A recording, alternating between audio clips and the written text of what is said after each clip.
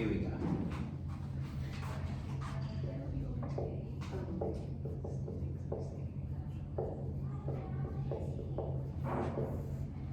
Alright, just a quick recap on what you should know about right angle trigonometry. Now, we did this last year. Everyone should understand that right angle trigonometry has to happen with a 90-degree triangle. That all sides are named according to the angle. So, if this is the angle theta, that is the opposite side,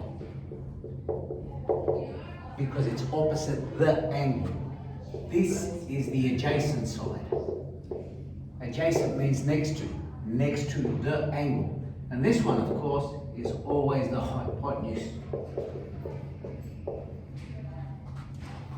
We should know all three trig ratios. Sine theta is opposite over hypotenuse. Cos theta is adjacent over hypotenuse. And the tan theta is opposite over adjacent. Now, we don't want to write that out all the time, so we do this. And we create soccer tie to summarize all of this.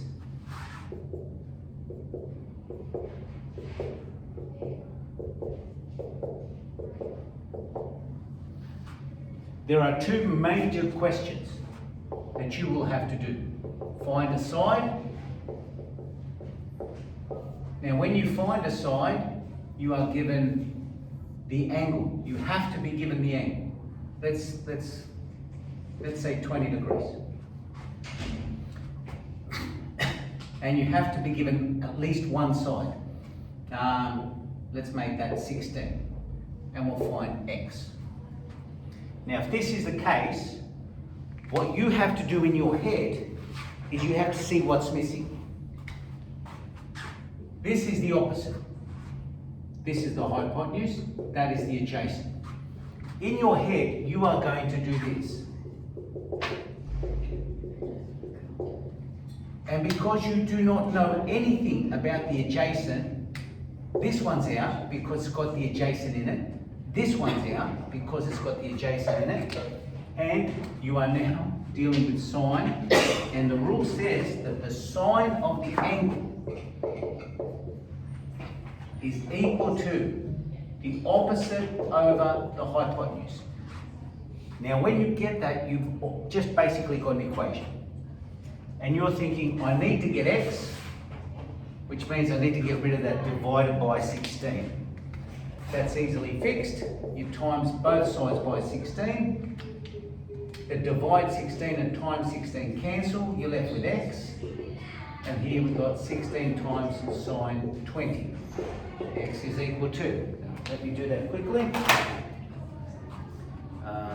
That is in degrees. 16 times sine 20. 5.47 to 2 decimal places. Done.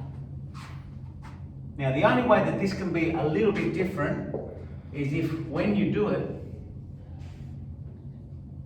you have to find, let's say, something that's in the denominator. So let's make that x, let's make that 8, and let's make that 15 degrees.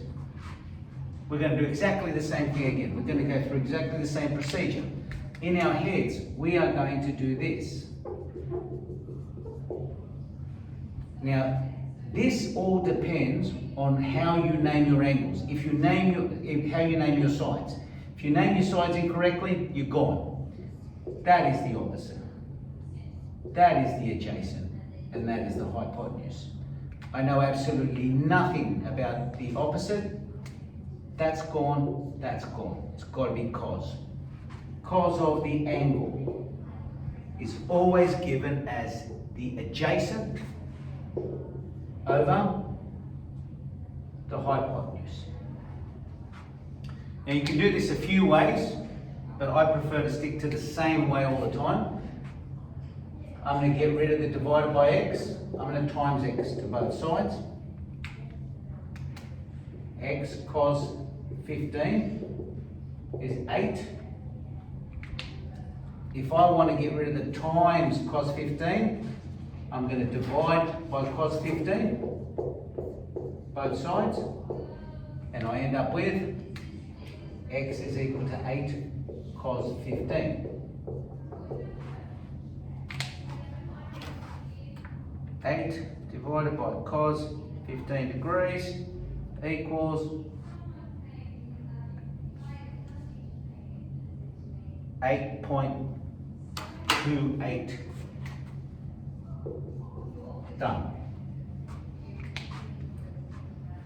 The other option is to find an angle.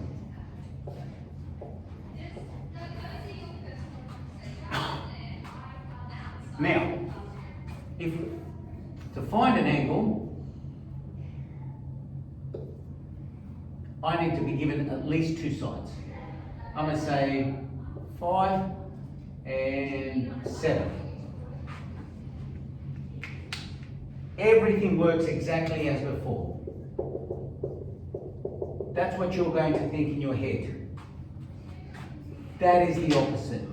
That is the adjacent. That is the hypotenuse.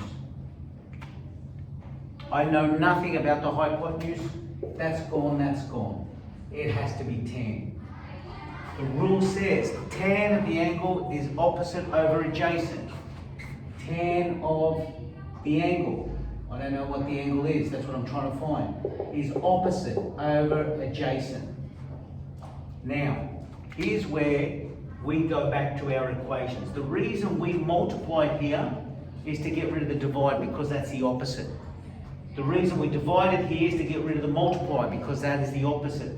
The opposite of tan is something called inverse tan. So if I do this, and I take inverse tan of both sides of the equation, then the equation still holds. But they cancel each other out. That leaves me with just theta. Shift tan will actually destroy tan, just like shift sine will destroy sine.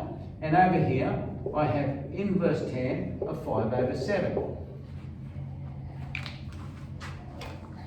On your calculator, you have a tan button, but if you do shift tan, that will give you inverse tan. 5 over 7, now close bracket, equals, and that says 35.5 degrees.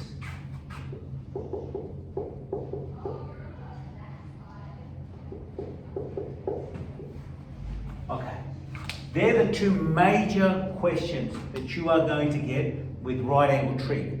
Now, if right angle trig, the minute you have a right angle, this is valid. Pythagoras' rule is valid. You are allowed to use it. The minute something's not right angled, all of this maths stops. You're not allowed to use it if it's not right angled. Okay? Brilliant.